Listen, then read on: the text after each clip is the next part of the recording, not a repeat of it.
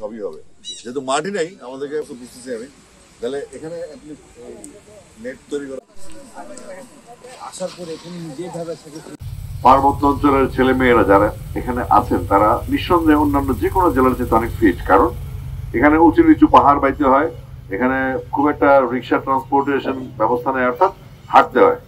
তো অটোমেটিক্যালি কোনো কিশোর তরুণ যারা খেলে বা যারা সাধারণ মানুষ তারাও অভ্যস্ত উঁচু নিচু পাহাড় বাইতে, যে কারণে তাদের ফিটনেসটা অটোমেটিক আসে, আর বাকি থাকে স্কিল, মেধা, অন্যান্য ফ্যাসিলিটিস গুলি।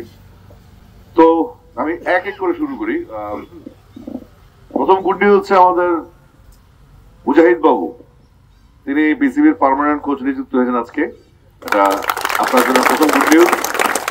আর সেকেন্ড, আমরা আসতে চাই এবং উনি যেভাবে ছিলেন তার চেয়ে অনেক কার্যকরী অবস্থায় তিনি কাজ করবেন এখন থেকে। আর এখান থেকে স্কোরার, আম্পায়ার এবং কোচেস কোচিং এর যে সমস্ত লেভেলগুলি অনুষ্ঠিত হয় চিটাগং ডিভিশনে, অবশ্য চট্টগ্রাম যে তিনটা জেলা আমাদের আছে, এই তিনটা জেলার নারী পুরুষের সক্ষমতা পাশাপাশি তাদের যে পশ্চাৎপদ যে অবস্থান স্পোর্টস এর দিক থেকে, সেটা চিন্তা করে আমাদের একজন নারী ডিরেক্টর আছেন রুবাব আব্দুল্লাহ, তিনিও আমাকে আমাদের গ্রুপে টেক্সট করেছেন, তিনি খুব খুশি যে আমি পার্বত্য এলাকা দিয়ে সফর শুরু করেছি। তো সেক্ষেত্রে আমাদের টুর্নামেন্টে আমরা যেটা করতে যাচ্ছি, অ্যাটলিস্ট একটা প্লেয়ার যেন বছরে অন্তত 18-20টা ম্যাচ খেলতে পারে। বান্দরবান, খাগড়াছড়ি এবং রাঙ্গামাটিতে সিনথেটিক টার্ফ দেয়া হবে ম্যাচের জন্য, টুর্নামেন্ট করার জন্য, খেলার জন্য মাঠের মাঝখানে, যেন 15-20 বছরে এই সিনথেটিক ফুটবল খেলুক জায়গাগুলো এই টার্ফের কোনো ক্ষতি হবে না, এটা ঘাসের সাথে মিশে যাবে। আবার যখন আপনার ক্রিকেট খেলুন তখন এটা আবার অ্যালাইভ হয়ে যাবে। এরকম প্রায় 100টার মতো সিনথেটিক টার্ফের ব্যাপারে চিন্তা করা হয়েছে এবং খুব দ্রুততম সময়ে এটা কার্যকর করা হবে। সেক্ষেত্রে খাগড়াছড়িও একটা টার্ফ পাবে। টুর্নামেন্ট সবই হবে, যেহেতু মাঠই নেই আমাদেরকে প্রথমে লোকেট করতে হবে আসলে স্কুলের মাঠ, যে বাচ্চারা যে খেলবে এদের জন্য 90-70 মাঠ দরকার নেই, এই লেভেল খেলবে।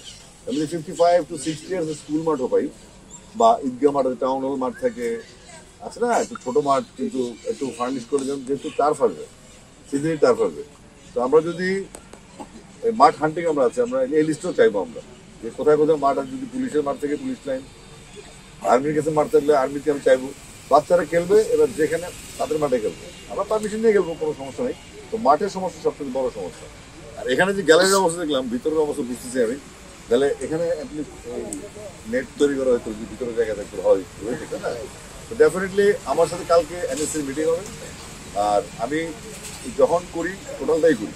তো আমি এনএসসি বলেছি শুধুমাত্র ক্রিকেট না, টোটাল ফ্যাসিলিটির জন্য দুইটা সংস্থাকে একসাথে কাজ করতে হবে।